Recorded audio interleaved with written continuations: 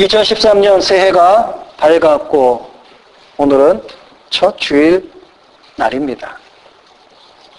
새해에 다짐하며 세운 계획들이 주 안에서 아름답게 결실하기를 기원합니다.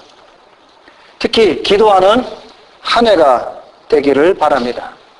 우리 2013년 우리 교회 표어로 다시 기도하는 성도라고 표현을 정하였사오니 우리 성도님들은 잊지 말고 기도에 더 힘쓰는 올 2013년 한 해가 되시기를 주님의 이름으로 축원을 드립니다. 계속해서 우리 요한 1서의 말씀을 보도록 하겠습니다. 오늘 우리가 읽은 본문의 말씀 가운데 사도 요한이 이 요한 1서, 이 서신을 기록한 목적을 밝히고 있습니다. 26절에 보면 너희를 미혹해 하는 자들에 관하여 내가 이것을 너희에게 쏟노라 라고 말씀을 해주고 있습니다. 이 말씀은 교회 공동체 안에 있는 성도들을 향하여 이 서신을 기록했는데 그것은 미혹해 하는 자들의 정체와 주장에 관해서 바로 알고 처음부터 들어서 알고 왔던 참되고 올바른 진리를 지키라는 요한의 말씀인 것입니다. 미혹해 하는 자들이 누구이며 그들의 정체가 무엇인가 하는 것을 우리가 알아야 합니다. 교회를 분열시키고 어지럽게 하며 미혹해 하는 자들의 정체는 바로 적 그리스도라는 것입니다. 우리가 여기서 오해하지 말아야 하는 것은 적 그리스도에 관한 부분입니다. 일반적으로 적 그리스도라 말하면 사람들은 어떤 특정한 인물을 생각을 합니다. 예를 들면 안티오코스 아피파네스 또는 히틀러, 또 어떤 사람은 나폴레옹, 또 어떤 사람은 네로 황제, 이런 사람을 생각하지만 오늘 여기 본문에서 말하는 적 그리스도라는 말은 어떤 특정한 인물을 가리키는 것이 아닙니다. 우리가 본문의 적 그리스도로 번역된 헬라어 안티크리스토스라는 이 단어를 보면 관사가 없습니다. 관사가 없다는 말은 본문의 적 그리스도는 어떤 특정한 인물을 가리키는 것이 아니라 메시아, 그리스도에 대해서 대적하거나 반대하는 자들을 의미합니다. 그래서 사도 요한이 이러한 적 그리스도가 당시에 많이 나와 있음을 언급한 것은 그 당시에 그리스도에 대해 잘못된 교리를 전파하던 영지주의자들을 가리키는 겁니다. 뿐만 아니라 오늘날 우리에게도 동일한 말씀이죠. 여러분 우리 주변에도 얼마나 많이 적 그리스도가 있습니까? 이 영지주의자들과 같이 적 그리스도가 우리 주변에 너무 많이 있습니다.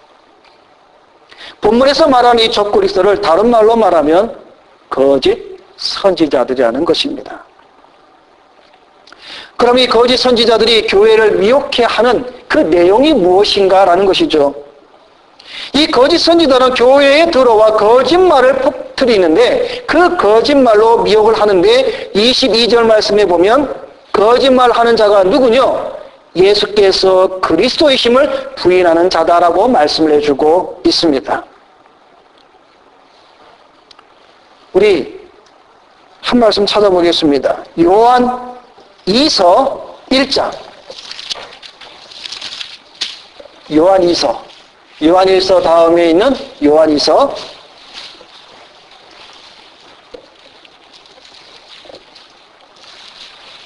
자, 요한 2서 1장 7절 말씀을 우리 다 같이 한번 읽도록 하겠습니다. 미혹하는 자가 세상에 많이 나왔나니 이는 예수 그리스도께서 육체로 오심을 부인하는 자라.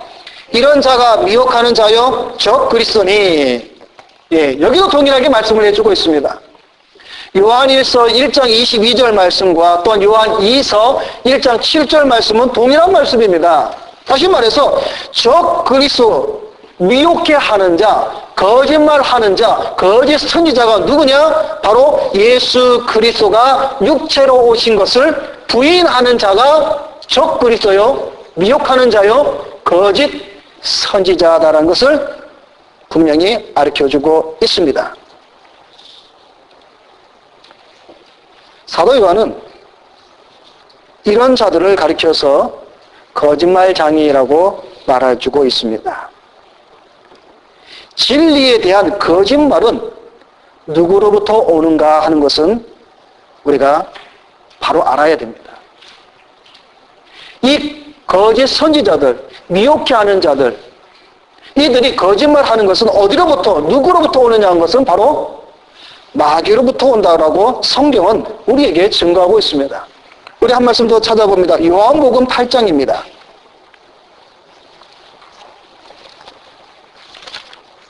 신약성경 요한복음 8장 44절 말씀입니다.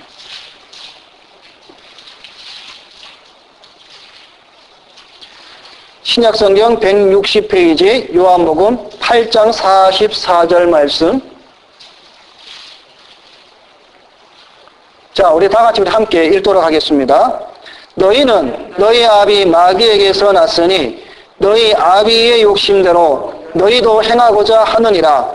그는 처음부터 살인한 자요 진리가 그 속에 없으므로 진리에 서지 못하고 거짓을 말할 때마다 제 것으로 말하나니 이는 그가 거짓말쟁이요 거짓의 아비가 되었음이라. 자, 여러분 이 말씀을 서로 다 연결시켜 보면 여러분이 아주 그 윤곽을 분명히 알 수가 있을 것입니다. 저 그리스도는 미혹해 하는 자며 거짓말하는 자인데 그들은 그 거짓말하는 거, 미혹해 하는 거 그게 어디서부터 누구로부터 오냐면 바로 그들의 아비인 마귀로부터 온다고 그러고 성경은 말씀해 주고 있습니다. 왜? 그들은 처음부터 진리가 그 속에 없는 자이기 때문에 진리를 말할 수가 없습니다. 그러니까 거짓 선지자들의 아비는 마귀이므로 그들은 거짓을 말할 수밖에 없는 존재라는 것이죠. 거짓 선지자들은 진리를 말할 수가 절대로 없습니다. 그들은 단 한마디라도 그들은 진리를 말하지 않습니다. 왜냐하면 진리가 그 속에 없기 때문에 그들은 진리에 서지 못하기 때문에 그들은 입을 열면 거짓으로 미혹으로 가득 찬 말만 한다라는 사실입니다. 오늘 우리가 읽은 본문의 21절 하반절에도 모든 거짓은 진리에서 나지 않음을 인함이다라고 말씀을 해주고 있습니다. 자, 그럼 그들이 거짓말하는 그 내용이 무엇이라고 말씀입니까? 예수께서 육체로 오신 것을 믿지 않았. 다시 말해서 예수께서 육체로 오시지 않았다는 말이 거짓이라는 겁니다. 이 거짓말을 믿는 자들이 우리와 함께 있을 수 없는 것입니다. 물과 기름이 섞이지 않듯이 진리와 거짓은 함께 있을 수가 없습니다. 그래서 본문 19절 말씀에 보면 저희가 우리에게서 나갔으나 우리에게 속하지 아니하였나니 만일 우리에게 속하였다면 우리와 함께 거하였으려니와 저희가 나간 것은 다 우리에게 속하지 아니함을 나타내려 함이니라. 여러분, 교회 안에 거짓이 들어와서 자리를 잡게 해서는 안 됩니다. 원수마귀는 언제나 기회만 있으면 교회를 무너뜨리려고 합니다. 그래서 자신의 하수인 거짓 선지자들을 교회로 보내어 교회로 하여금 분란과 미혹에 빠뜨리고 만나는 사실입니다. 그래서 그들은 거짓말을 하게 하여 성도들을 미혹한다는 사실입니다. 그러기에 교회는 더욱더 진리에 굳건히 서서 그들로 하여금 교회 안에서 자리를 잡지 못하고 저들을 쫓아내며 교회 안에 진리를 여러분이 지키고 보호해야 될 의무가 우리에게는 당연히 필요하다는 사실을 여러분이 알아야 합니다. 자, 여기서 여러분 한 가지 의문이 생기지 않습니까? 그것은 왜 거짓 선지자들인 이 영지주의자들 또 미혹해 하는 자들, 이 거짓말장이들이 그들이 말하는 내용인 거짓말이 다시 말해서 예수 그리스도께서 육체로 임하심이 왜 중요한가? 왜 그들은 이것을 거짓말로 퍼뜨리는 거야. 예수께서 육체로 오시지 않았다. 오신 것을 믿지 않는 이 거짓말을 왜 퍼뜨리냐라는 사실입니다. 그 내용이 중요하지 않으면 별 문제가 안 되는데 이 문제가 너무나 중요하기 때문에 사도 요한은 아주 강하게 말씀을 해주고 있습니다.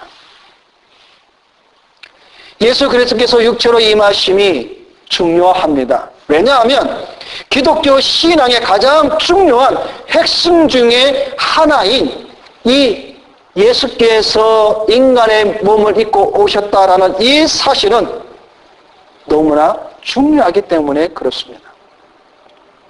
이것을 믿지 않는다면 기독교의 신앙이 아니며 교회가 아니며 성도라가 말할 수가 없습니다.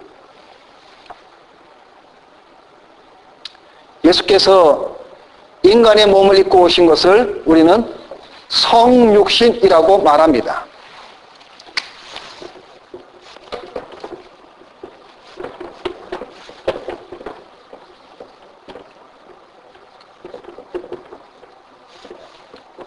영어로는 인카네이션이라고 합니다.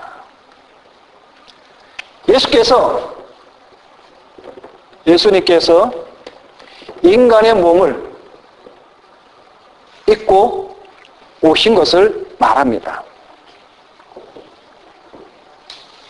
요한복음 1장 14절 말씀에 말씀이 육신이 되어 우리 가운데 거하신 사건을 의미합니다. 말씀이 육신이 되었다.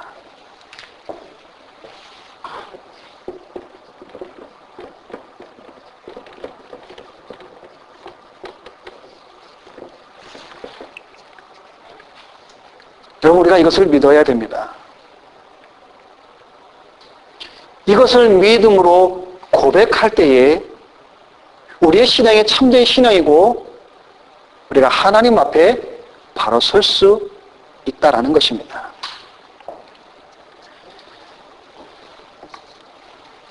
그리고 여기서 이 말씀은 그럼 누구를 가리키냐 하는 것이죠. 우리 요한복음 1장의 말씀을 보겠습니다. 너무나 중요한 말씀이기에 우리가 한번 찾아보도록 하겠습니다. 요한복음 1장 1절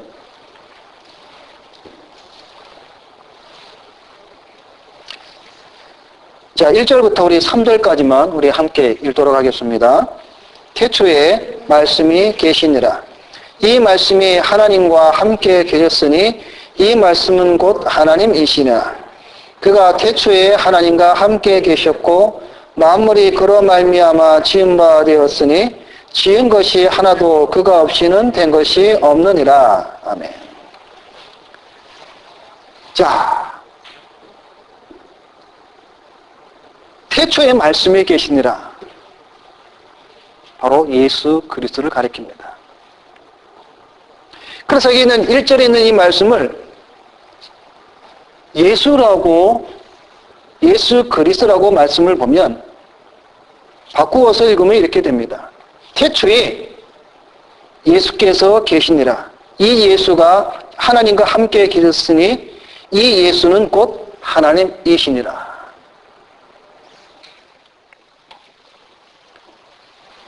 요한복음 1장 1절부터 3절은 창세기 1장 1절에 태초에 하나님께서 천지를 창조하시느니라.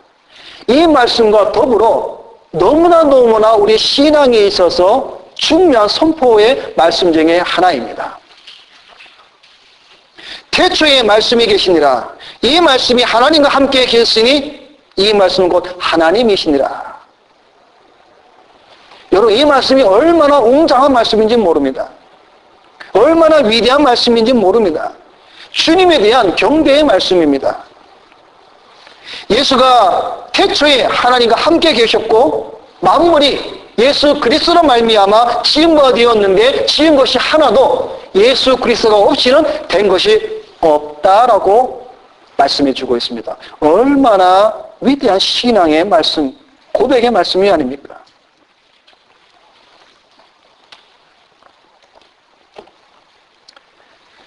그러니까 이 말씀이 때가 참에 이 땅에 육신으로 오셨다라는 것입니다. 그래서 성육신의 사건은 인류에게 있어서 우리 인간 세계에 있어서 전무후무한 최대의 기적의 신비의 사건입니다. 그래서 우리 개혁주의 신학자 중에 게알더스 보스라는 아주 정통한 신학자는 이 성육신 사건에 대해서 이렇게 말을 합니다. 선지하신 메시아께서 인간성 안에 들어오신 사건이며 또한 초역사적인 분이 역사 속에 오신 놀라운 사건이다라고 말을 하였습니다. 그러니까 여러분이 우리가 신앙에 있어서 이 성육신에 대한 이 개념을 우리가 분명히 바로 확실히 알고 있어야 됩니다. 이 성육신의 사건. 사도 바울은 이 성육신의 개념에 대해서 이렇게 말씀을 해주고 있습니다.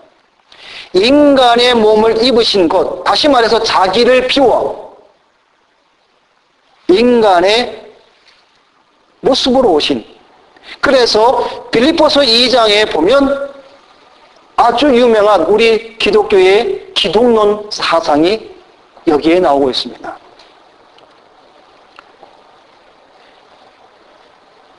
그는 근본 하나님의 본체시나 하나님과 동등됨을 취할 것으로 여기지 아니하시고 오히려 자기를 비워 종의 형체를 가져 사람들과 같이 되었고 사람의 모양으로 나타나셨으며 자기를 낮추시고 죽기까지 복종하셨으니 곧 십자가에 죽으심이라. 빌립보서 2장 6절로 8절의 말씀입니다.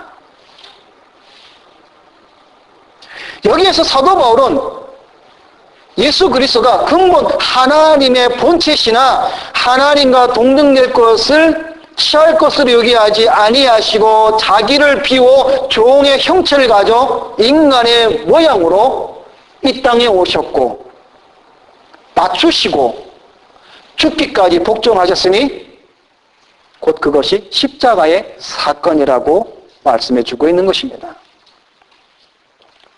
자, 그럼 여기서 우리 한번 다시 생각을 해봅시다. 말씀이신 예수는 하나님이십니다. 그리고 천지를 창조하신 분입니다. 그런데 왜 예수께서 비천한 인간의 모습, 인간의 몸으로 오셔야만 했는가? 여러분 한번 생각해 보신 적이 있습니까? 왜 그분이 인간의 몸을 입고 오셔야만 했는가라는 것입니다. 왜? 여러분, 우리가 믿음은 이러한 우리의 참된 신앙에 대한 이러한 질문 속에 우리의 신앙과 믿음이 들어있는 겁니다. 잘못된 광신적인 그런 신도들이 떠들고 다니며 행하는 그런 행동들이 신앙이 깊다, 신앙이 좋다라고 말하는 것이 아니라 이러한 신앙의 근본적인 질문과 답 속에 우리의 참된 신앙과 믿음의 깊이가 있다는 사실을 여러분이 꼭 아시기를 바랍니다. 왜 예수께서, 하나님이신 예수께서 왜 천한 우리 인간의 몸을 입고 오셔야만 했는가? 왜? 오시지 않아도 될 수 있는 분인데 왜 오셨냐 하는 이 부분에 대해서 여러분의 신앙의 고백이 하나님 앞에 참되게 고백해야 됩니다.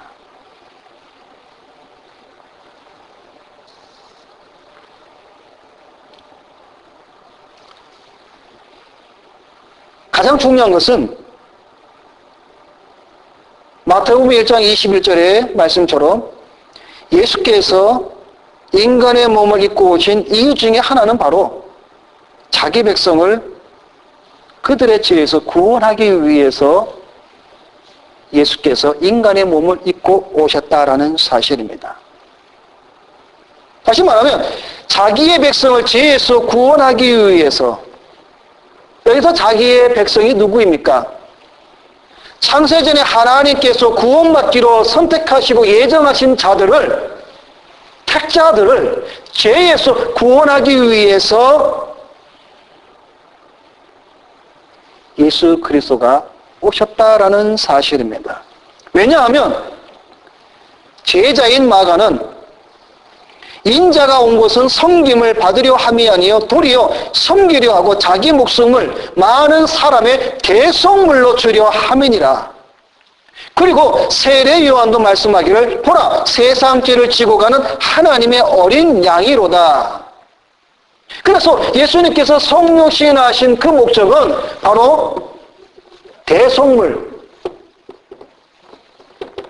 어린 양 희생, 어린 양의 다시 말해 희생양으로 무엇으로부터? 죄로부터. 하나님의 선택한 자기의 백성을 죄로부터 구원하기 위하여서 예수께서 인간의 몸을 입고 오셨다라는 겁니다. 자, 그러면 여기서 좀 더 들어가면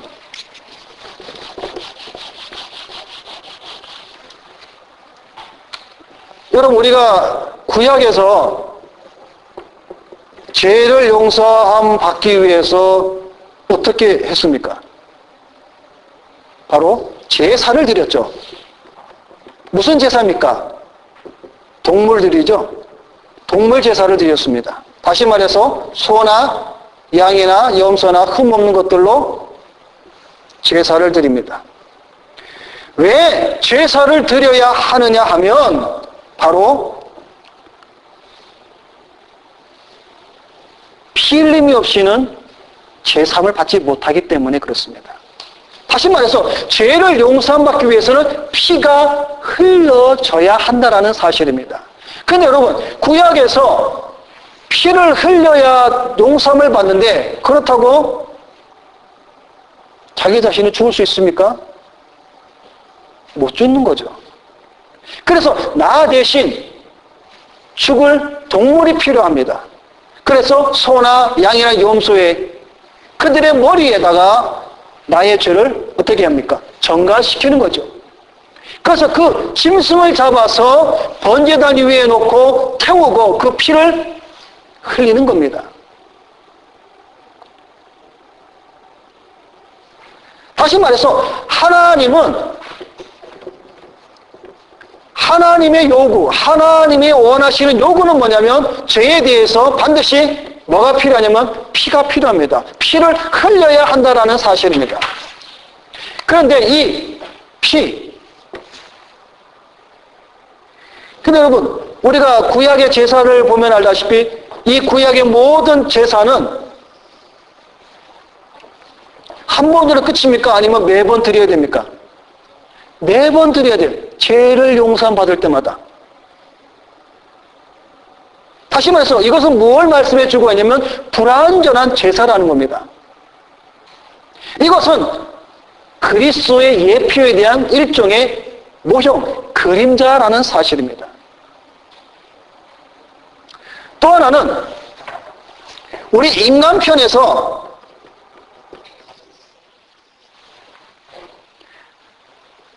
하나님 앞에 설 수 있는 인간의 편에 서서 하나님 앞에 제물이 될 사람이 필요합니다.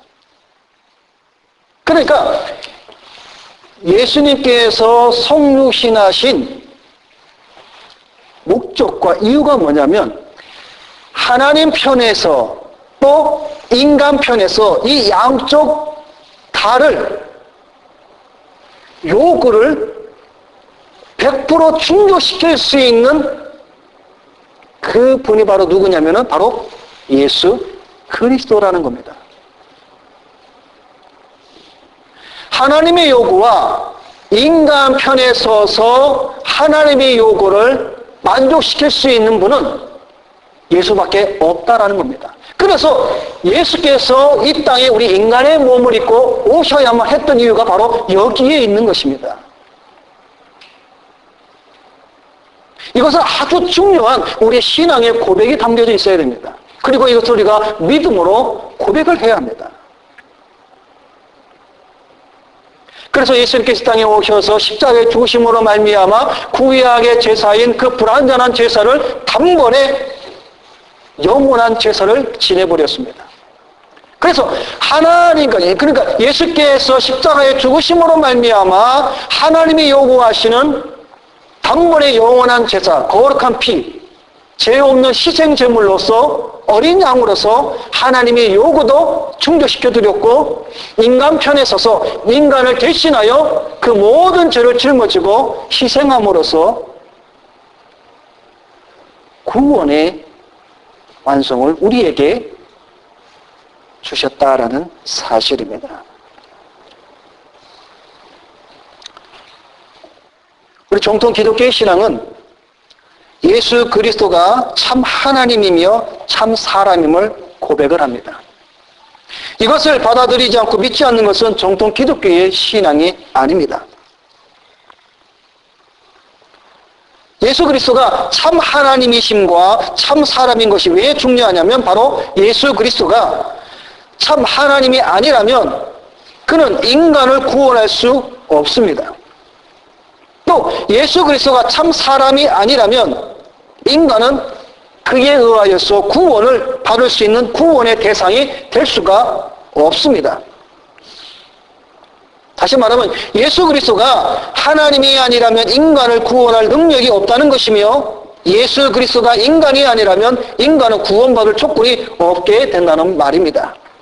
그러므로 예수 그리스도가 참 하나님 되심과 참 인간 되심은 너무나 중요한 사실입니다. 그래서 AD 321년 니케야 회의에서 이렇게 선언을 합니다.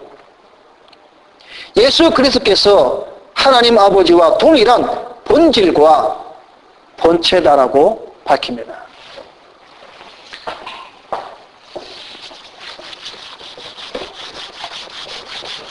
우리가 여기서 여러분 AD 321년에 있었던 니케아 회의를 여러분이 꼭 기억을 하셔야 됩니다.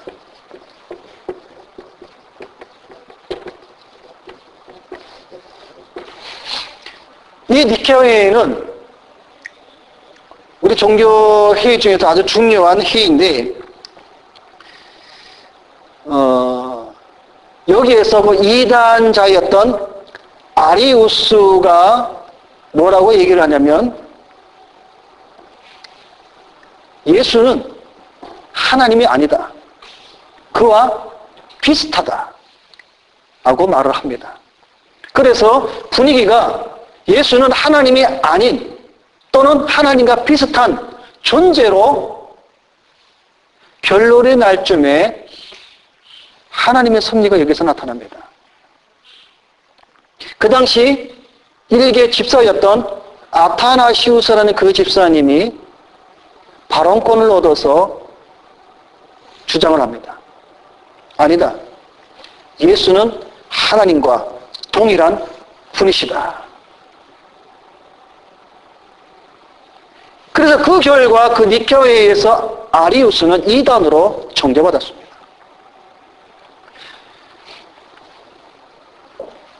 그래서 이 니케아회의 때 여러분이 참고로 아주 중요한 게 있습니다. 뭐냐면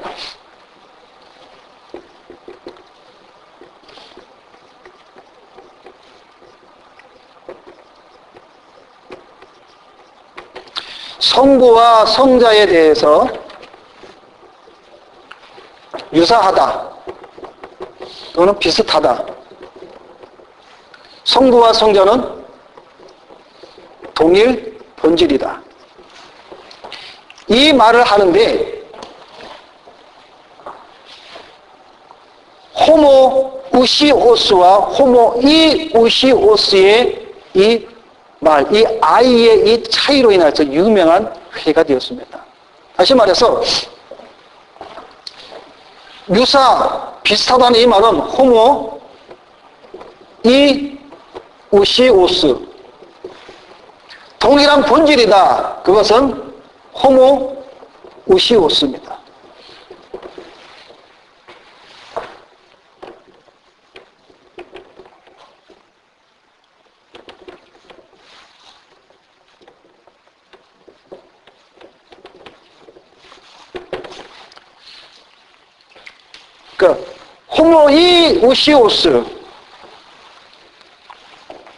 호모 우시오스, 여기 이 아예 하나 들어감으로 인해서 차이가 하늘과 땅 차이가 됩니다.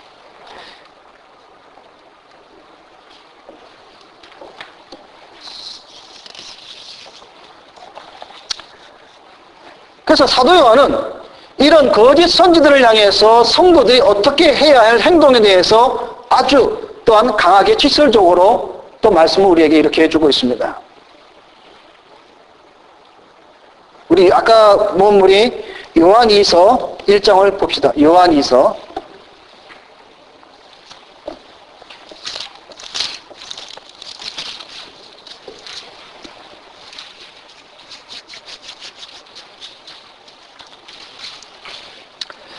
자, 요한2서 1장 자, 10절 말씀 11절 말씀 자, 우리 다 같이 읽습니다. 누구든지 이 교훈을 가지지 않고 너희에게 나아가거든 그를 집에 들이지도 말고 인사도 하지 말라. 그에게 인사하는 자는 그 악한 일에 참여하는 자임이니라. 아주 지금 사도 요한이 강하게 말씀하고 있죠. 이 교훈을 가지고 다시 말해서 진리를 가지고 찾아오지 않는 자들에 대해서 집에 들이지도 말고 인사하지도 말라.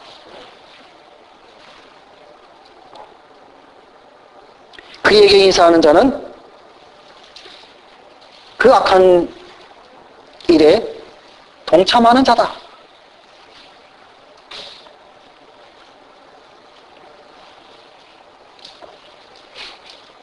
아주 강하게 말씀해주고 있습니다. 그래서 여러분, 우리가 이걸 이렇게 하고 앉아서 사랑이 없다라고 말하면 안 됩니다. 사랑하기 때문에 다시 말해서 우리 공동체 안에서 우리 성도들이 사랑을 지키고 사랑의 순수성을 유지하기 위해서 거짓을 막는 겁니다.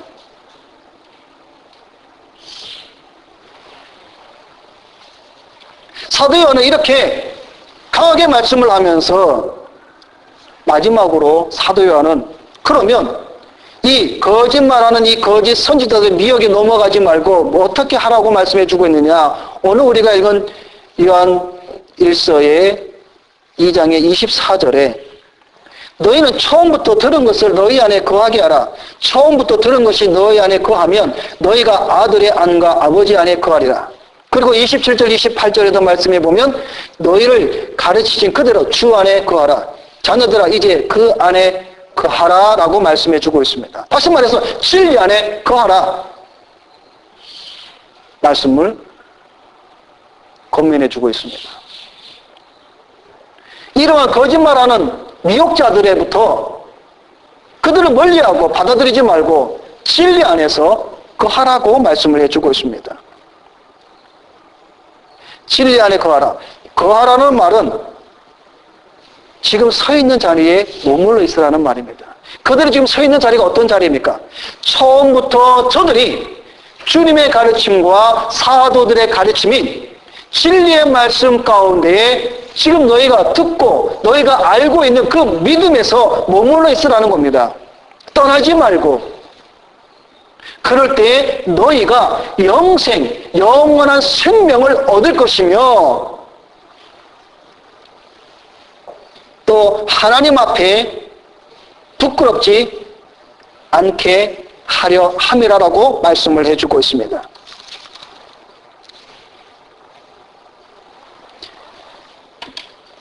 28절 하반절의 말씀에 보면 우리로 담대한 말로보다 그 앞에서 부끄럽지 않게 하려 함이라.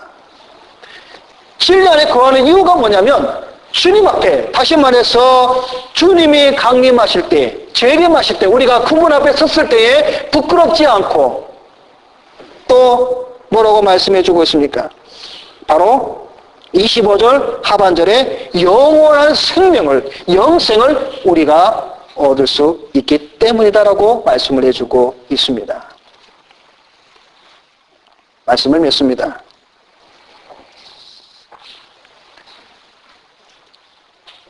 우리는 지금 거짓 선지자들이 난무하는 시대에 우리는 살고 있습니다. 이 거짓 선지자들은 시대가 지나가면 갈수록 더 많이 나타날 것이며 더 많은 거짓말로 우리를 미혹하게 할 것입니다.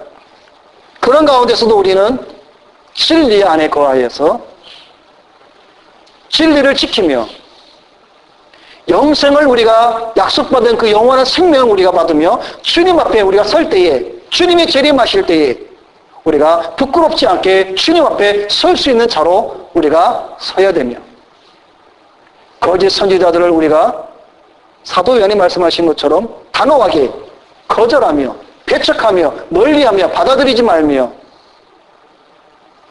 사랑을 순수한 사랑을 그 진리를 지키는 데 우리가 더 힘써 나가야 되며 또 예수께서 성육신하신 이 신앙의 이 신비로운 사건은 우리의 기독교의 신앙의 아주 중요한 궤도 중에 궤도인 것을 우리가 알고 주님이 왜 육신의 몸을 입고 이 땅에 오셔야만 했는가를 사실로 우리가 여러분이 더 깊이 깨달아 우리 하나님의 그 풍성한 은혜와 진리 속에 거하시는 여러분이 되시기를 주님의 이름으로 부탁을 드립니다. 기도하겠습니다.